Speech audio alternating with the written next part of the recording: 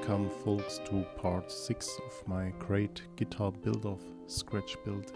In this episode most of the guitar will come together, so now it's important to accurate mark center line, put the center lines together, center line of the neck for the exact position of the neck pocket template.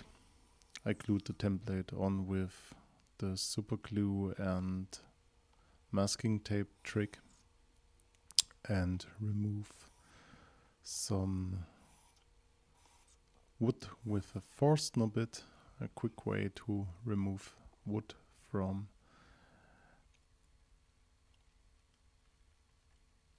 the neck pocket.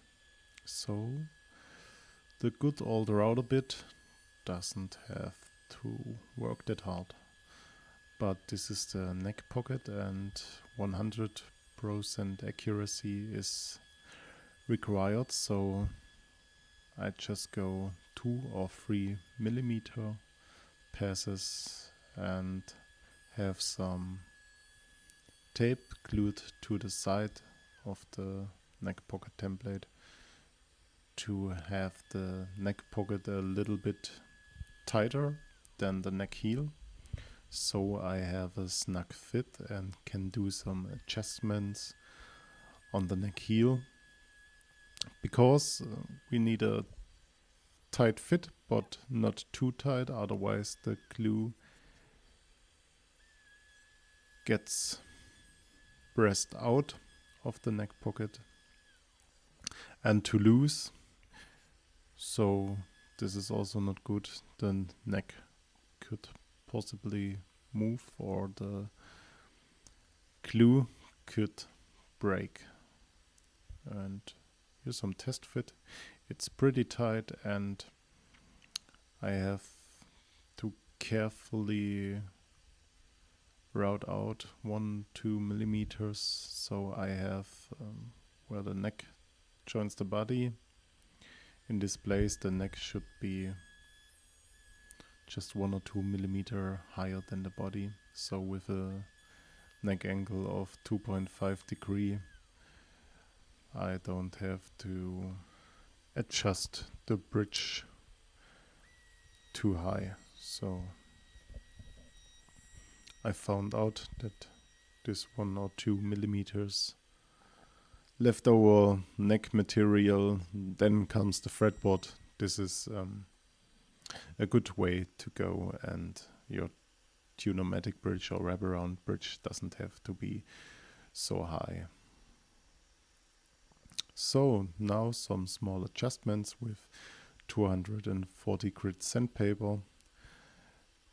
Every time I put the neck heel into the pocket I have some marks on the heel and I sand away the marks on the heel, because there the fit is a little bit too tight, and after some minutes of sanding it's a snug fit and works for me and for the glue. And then it's time for the BruchholzBandit purfling and binding job. So binding router by RAL guitars and tools with a small bearing, so that I have a wide channel for my purfling plus binding.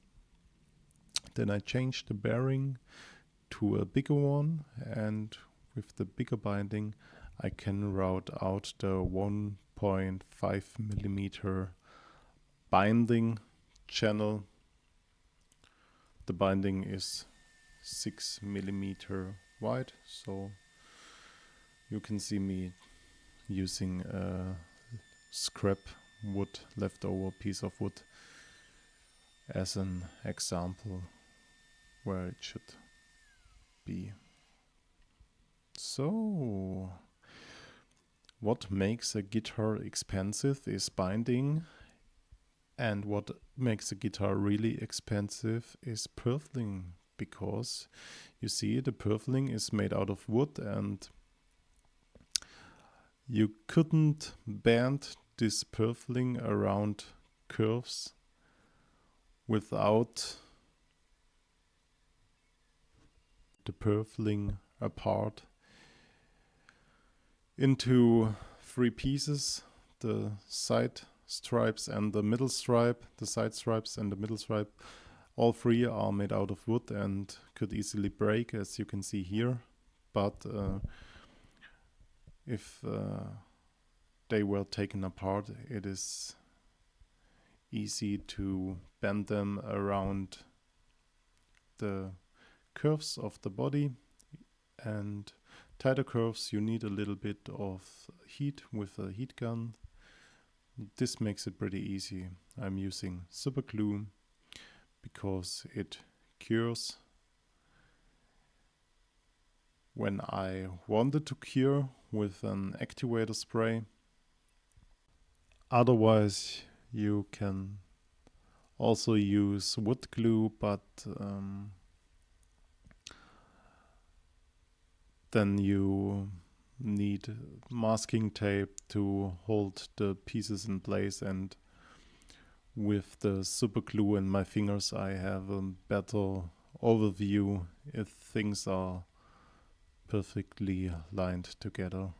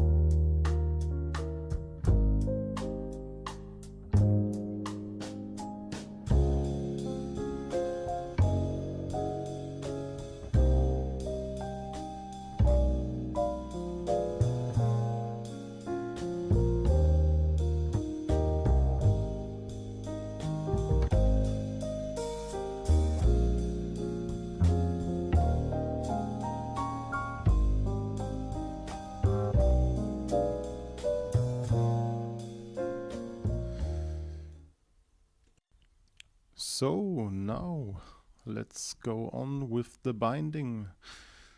The binding material is celluloid, so you have to be a little bit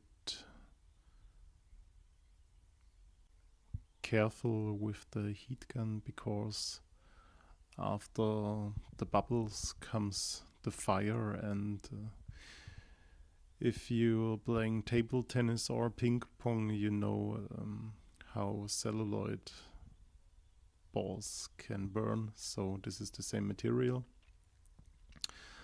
I pre-bend it with the heat gun and use some tape to hold it in place while it cools down and holds its position. And the next step after the horn, I have to cut the binding, and in the later process I glued a small piece. I glued the 2 pieces together with some acetone and melted binding material. You put the acetone and leftover binding material together in a jar, and then you have something like a thicker binding glue. This also helps to hide some gaps, but don't tell anyone. So here you can see me using the acetone celluloid glue, and then I'm using a pipette with just acetone to glue the binding against the body. So this is the easiest way to glue binding onto the body, just by dripping acetone onto the binding and body and onto the body sides where the binding joins the body wood. So the acetone finds a way through the wood and melts the binding against the body, and later on you will have particularly no gaps and a good looking binding. But you need a lot of tape to glue this together, and most of the time the tape loses a little bit of its strength because of the acetone. But yes, that's the way.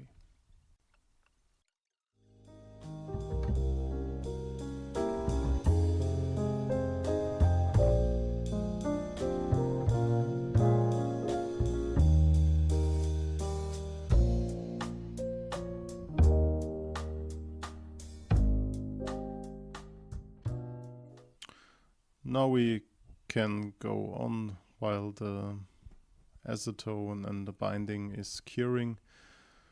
With the side dots, I'm using 2 or 2.5 millimeter mother of pearl side dots. I think they look better than plastic side dots, and while building a custom made guitar for the upper price range, I think there shouldn't be too much plastic on such a guitar. So why not using what Mother Nature gives us? So I'm using super glue to glue them in, but they were pretty tight. I don't know why. I had some problems to put them inside, but with a little bit of sanding, they look really beautiful. I love them. I think they are 2.5 millimeters. A little bit big. After this, I decided to buy just a 2 millimeter mother of pearl side dots, and also I've bought some Tahiti mother of pearl side dots. They were a little bit darker, so this is for the bright fretboard wood, and normal mother of pearl is for the darker fretboard wood. Well, already finished. Next step is the fret shop, and I have to admit that I couldn't film the whole process because my smartphone memory storage, cell phone memory storage was full, and I couldn't film videos because at first I have to proceed with the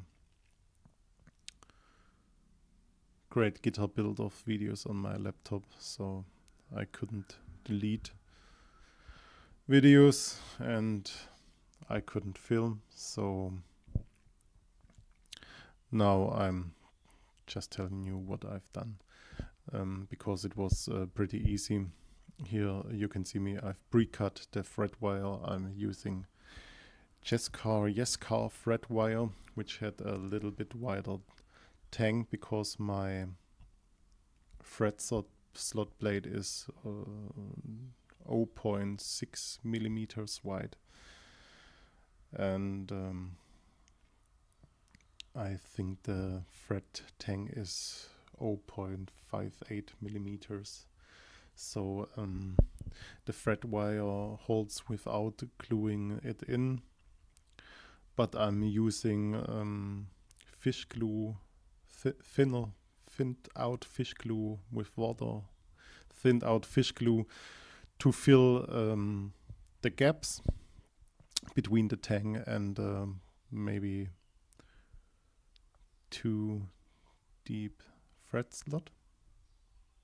I think this is a good way because if there's any need for a refret, you can easily lose these threads with a hot soldering iron because the fish glue loses its strength with steam and with steam, heat, water, steam. So I'm using a hammer to hammer both sides of the thread wire in, and then a thread press to press the threads into the fretboard. And I have to be a little bit quick because I don't want the fish glue to cure while the threads aren't clamped against the fretboard. So here I'm using a sanding beam and some C-clamps. This is enough pressure for the threads to stay in place. So the thread job was pretty easy. I don't leveled the whole threads. I'm just using my Sumac thread kisser. That was an experiment, and I'm using a thread rocker to mark the high spots, and then my thread kisser to remove the high spots. And where I remove the high spots, I used a regrounding file, and later on I polished the threads like you can see here in the video, just with some 400, 800, 1200 grit sandpaper, and after that with a Dremel polishing disc. So, and after the thread job, we can glue the neck into the body. And I don't know what I thought. Putting the Tide Bond bottle in front of the camera, but you can see me using 2 big C-clamps and 1 really big C-clamp I've bought for gluing on acoustic guitar bridges.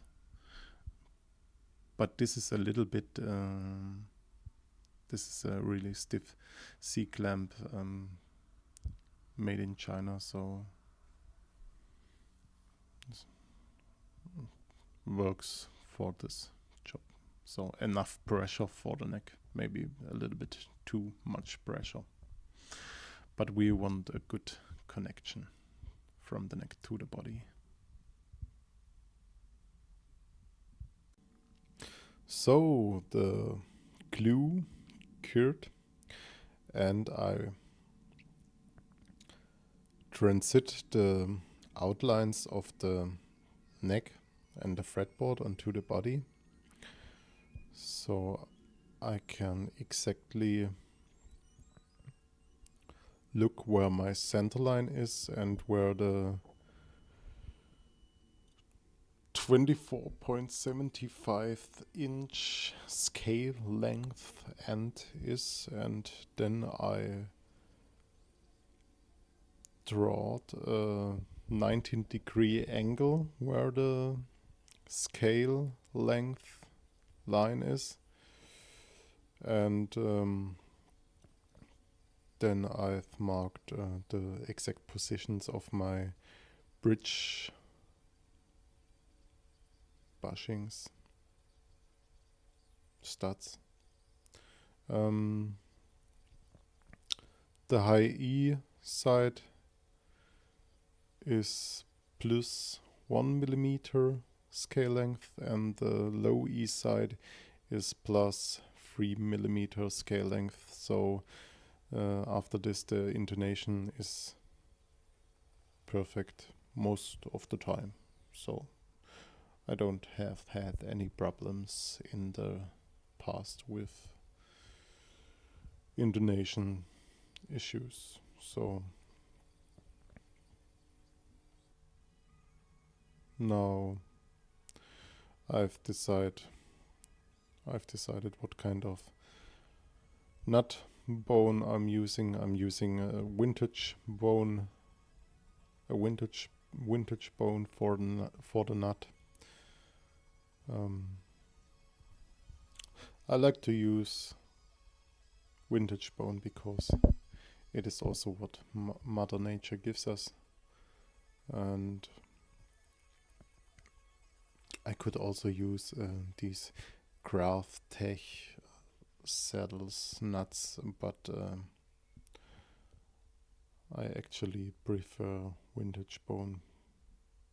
Smells so good while sanding it. So I've marked the fretboard radius with the help of a pencil. I cut in half, so I can exactly mark the radius and the fret heave onto the saddle, and then I put a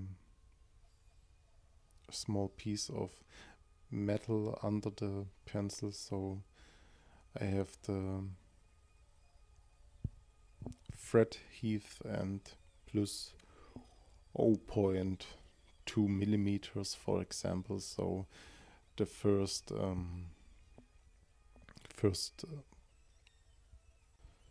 string cuts or string slots weren't too deep. Otherwise, you have to begin with a new saddle or put a small piece of veneer under the nut with slots, too deep filed slots.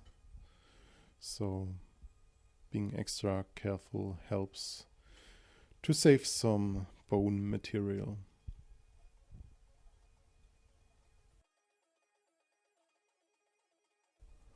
While knowing where my scale length is and where my bridge will be, I think about where to put the pickup. Most of the time I'm using 4.5 centimeters from the scale length to the saddle, and there's the center of the pickup. I've also tried something like 5.5 to 6 centimeters, and this also sounds good, but the nearer you go to the fretboard beginning, the thicker everything sounds, and just with one pickup, it's okay to go a little bit further away from the bridge, but you will also need the bridge punch, so something in between 4.5 centimeters is a good way. While having my center line onto the body and a 90-degree angle where the pickup has to be, or the pickup mid has to be, I can glue on my template. I love this plexiglass templates with the center lines or center line and cross lines marked, so you can really accurate glue on your template. I've decided to make a humbucker cavity because you can get P90s in humbucker format, wide range humbucker in humbucker format, single coils in humbucker format, filtertron pickups in humbucker format. So I think it looks good, and you have all possibilities.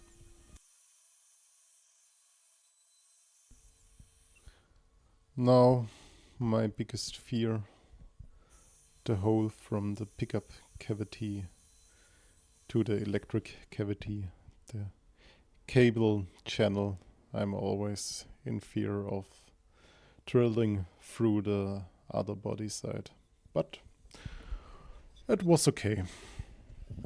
I've decided to use a P90 pickup in humbucker format, and now I'm playing a little bit of Pimp My Pickup, because I think the look of the pickup was a little bit lame, so I've decided to cut off a small piece of flamed maple and transit it into the P90 cover.